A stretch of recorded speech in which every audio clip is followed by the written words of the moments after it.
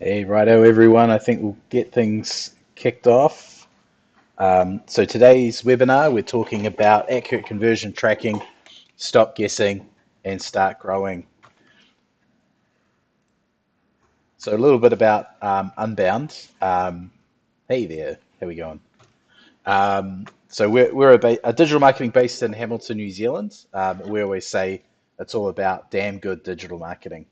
We try and do our best to get results for our clients. We're one of only 3%, or we're in the top 3% of all Google partners in Australia and New Zealand. So there's only 24 in New Zealand, and we are the only one outside of Auckland, Wellington, and Christchurch.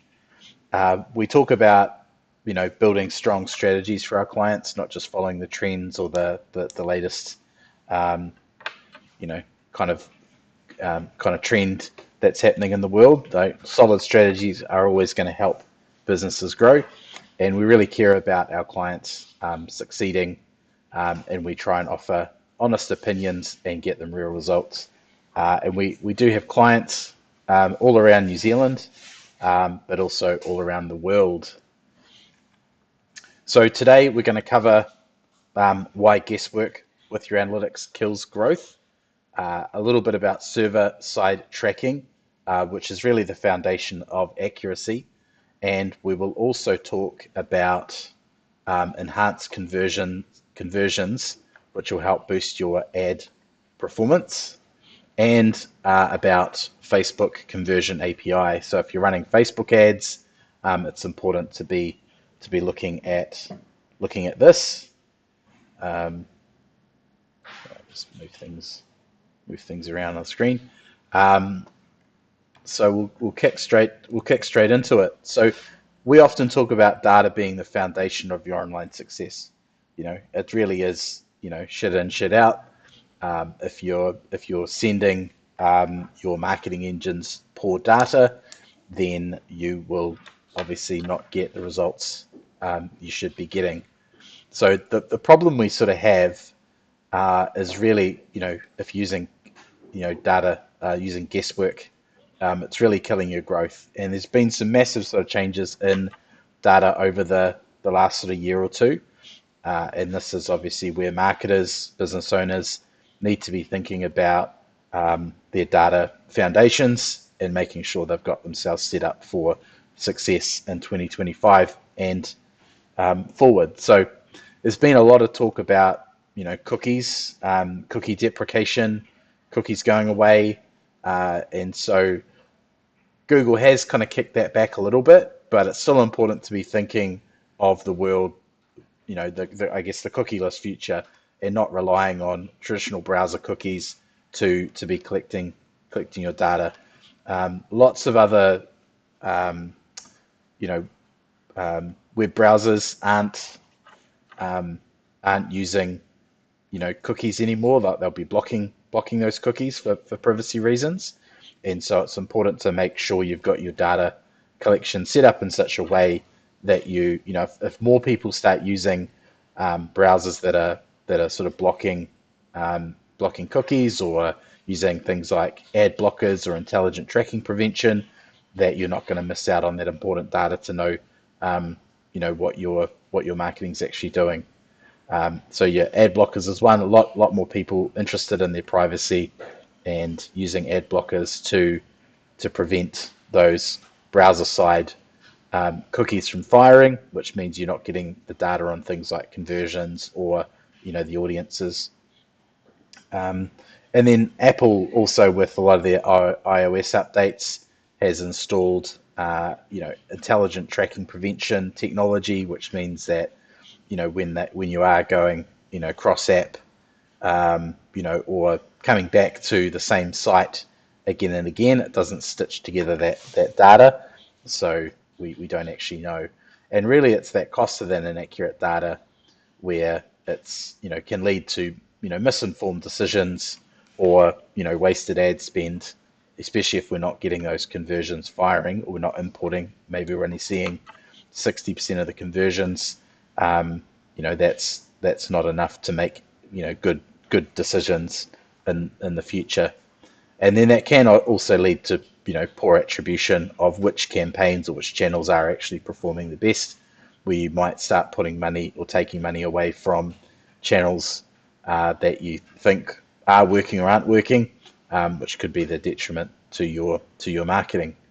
But there are some solutions which you can jump into, and the first one, which we've been recommending to our clients for a while now, is server-side tracking. And really it helps improve the accuracy of your data.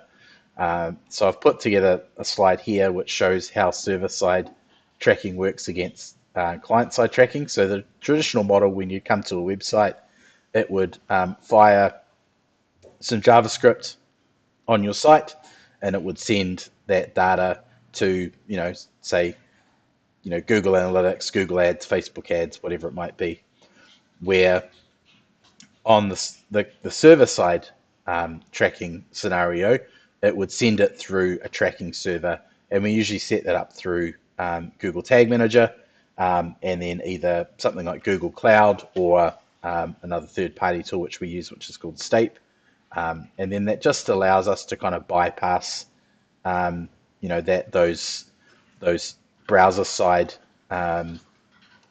scripts from firing, which might not come through to the end, tracking platforms that we've got up here. So I guess it's one way you can think about it is like client-side tracking might be like sending a postcard. That could be intercepted in the post, and this means that obviously you're relying on that from getting from the post box where you've sent it to the end user, and this can be intercepted by things like ad blockers or browser privacy settings, etc. Where if we look at something like server-side tracking, it's maybe more akin to a courier, where that can be a bit more track and traced through that whole network, where you send it, you've got a tracking code, it can get that it's going through that sort of courier network, and you can rely on that package getting to the end user. So really, server-side tracking, it's going to give you more accurate data because it's less susceptible to the interference of the different ad blockers or privacy browser settings in some of these new browsers. And then it's also you own the data because you're sort of putting that onto a tracking server. You're not just waiting for it to end in Google Analytics or Facebook or Google Ads or whatever. You can actually own that data in your own tracking server, and you're really sort of future-proofing yourself against a lot of this compliance issues that are coming through. If Google does eventually kind of make cookies redundant, we can look at obviously using server-side tracking to make sure you are still collecting accurate data on your site through those methods. So if we kind of go back to our original example, where the client-side tagging, you'll have things like ad blockers or intelligent tracking prevention, or the site not loading properly to get that data through to your analytics sites, where server-side tagging obviously can go around those blockages to allow us to make sure that we're collecting that data as accurately as possible.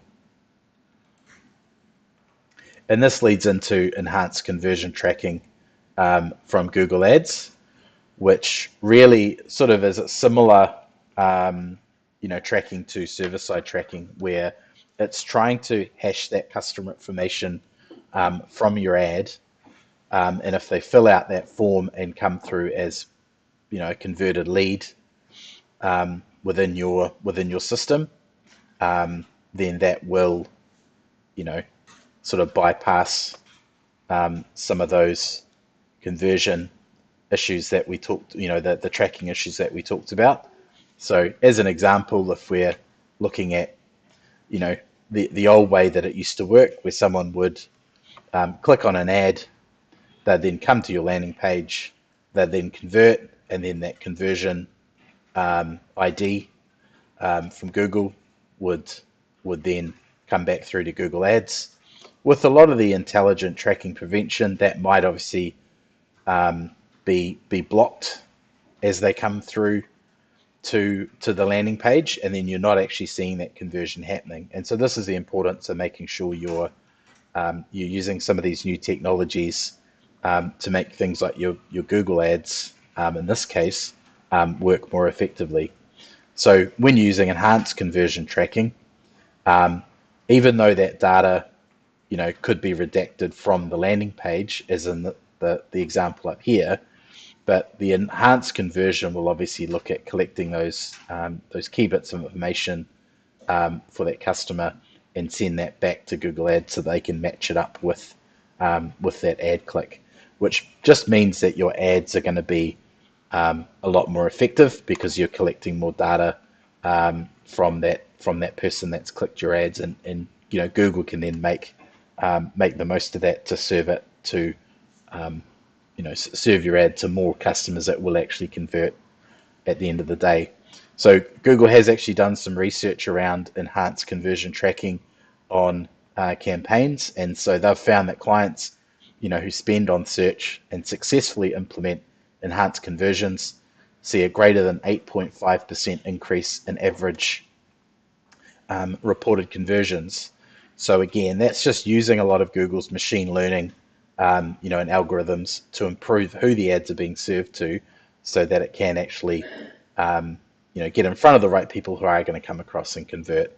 And then they've also seen clients who spend on YouTube for action have successfully implemented the enhanced conversions. See a 15% increase in conversions from YouTube as a channel. So it's worth making sure, if you are running Google Ads, to be implementing enhanced conversions on your site, so that you can actually get the benefits of that from your campaigns. And then we turn to Facebook Conversion API. And this is very similar to enhanced conversions on Google Ads. It's really about setting up this, and it sort of runs through a client, a tracking server, just like server side. So it's really kind of Facebook's version of server side tracking, where you can get a customer that'll come through, and then they will do certain activity, add to cart, purchase a product from your site, fill in a lead form, whatever that might be. And because they're being tracked through that server-side tracking, just like we saw in the previous example, they can bypass any of those browser blocking technology, intelligent tracking preventions, because it's all running through this server that we've set up, and then that's sending through Facebook's API back into their Facebook ad platform when that customer actually converts. So again, we've looked at those different technologies for I guess Google Analytics, or more broadly a lot of those other products with server-side tracking. And then we've looked at sort of specifically the Google Ads version and the Facebook Ads version of those, and what we should be doing to get accurate data coming through. So if you're not doing any of those things, or you're not sure if you're doing those different technologies, server-side tracking, enhanced conversion tracking, Facebook Conversion API, feel free to reach out. We can have a look at what your current sort of analytics setup is and determine if there needs to be any updates, so that we can help you get more accurate data this year. And then I thought I'd put a little bit about what the future of data looks like. And really it's all about thinking about first-party data. That's kind of what Google's sort of talking about, making sure that you're collecting first-party data. And so first-party data is essentially, customer lists, because both Google Ads and Facebook Ads can use a lot of that to improve the ad campaigns. If Google and Facebook, have that first-party data within their system, they can sort of serve ads to people that are similar to that. We can even look at optimizing campaigns based on serving to people that aren't customers but look like customers and all that sort of stuff. So making sure that we're implementing first-party data within your systems. And then the second thing is there will be some sort of more information about this coming sort of in the middle of the year. But New Zealand will be having some law changes around privacy policies, and it's probably going to look a lot more like GDPR. And so there will need to be a lot of people in New Zealand looking at what their cookie consent policies are and making sure that they've got those in place for when that comes about. Again, if you want to find out more about this, feel free to reach out, and we can have a conversation about your current sort of situation, and I guess what that means with your different ad platforms, because there will be some implications around how you have your cookie management and the implications on your Google Ads, for example, and what that means. So feel free to reach out about those.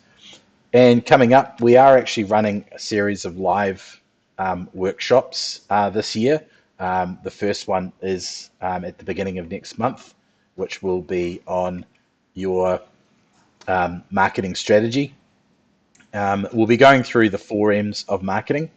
And if you want to find out what those are, feel free to reach out and we can sort of let you know what those are. But really, it's about sort of coming up with a marketing strategy for your business, defining your goals, defining your ideal audience, crafting a compelling message for your business, how to choose the best channels, and obviously talking about some of this measurement stuff that we've been talking about, making sure you're collecting the right data in the right ways so you can then use that data to make your marketing more effective. So there is limited places on this, and there is also some funding if your business is under 50 people. So if you are looking to improve your marketing this year and want to have some education, reach out about this one. And then our one in May will be all on data, so data-driven marketing workshop, and we will talk about how you can set up your tracking, how you can sort of collect accurate data. So we will cover a lot of the things we covered today in a lot more detail, so that you can have a real grasp on what your data is, how to use it for your marketing, and how to make really clear decisions using the data that you've got within your business. And that'll be across Google, Google Ads, Facebook. We're talking broadly around online data. So if you want to find out more about our workshops, feel free to reach out. Feel free to reach out to us. We can send you through some more information about what those workshops are. As I said, some of them do have some funding from the government. So the workshops are $400 per workshop. We do have some discounts if you want to buy more than one workshop. If you want to buy the series, there will be some discounts on that, and there will be some funding from the government which will reduce the ticket price from that $400 down to $100 if your business is in New Zealand and under 50 people. So, but we can send you some more information about that, so you've got some info on that. So yeah, that's kind of the end of our workshop. There's only a couple of you online, so I don't know if you've got any specific questions about anything we've covered. I haven't seen any kind of questions come through, in the chat, but sort of feel free to pop them in the chat, and I can give you some guidance, around that, or if you've got anything else that we didn't cover in this webinar, just pop it in the chat and we can answer those questions. So I'll give you a couple of minutes to pop some questions in if you've got any. So I'll just go back to the slide on the workshop. So I think all up we've got about eight workshops in total, starting, as I said, in April, and they'll run through basically one a month for the rest of the year, and the whole team will be sort of contributing. So we've got a really awesome team here at Unbound. They've all got their own specialist skills, and they'll be contributing to their own specialist areas. So it won't just be me kind of talking and talking and talking. You will get some sort of other insights from some of our the other crew here at Unbound. So would love to see you guys along, and really make 2025 the year of learning. Haven't seen any questions come through, so we'll probably just leave it there for now. As I said, if you do have some questions, feel free to reach out to myself or the team at Unbound, and we can certainly help you out with your data and making sure that you're tracking your data accurately. Cool. Thanks again, guys. We'll talk soon.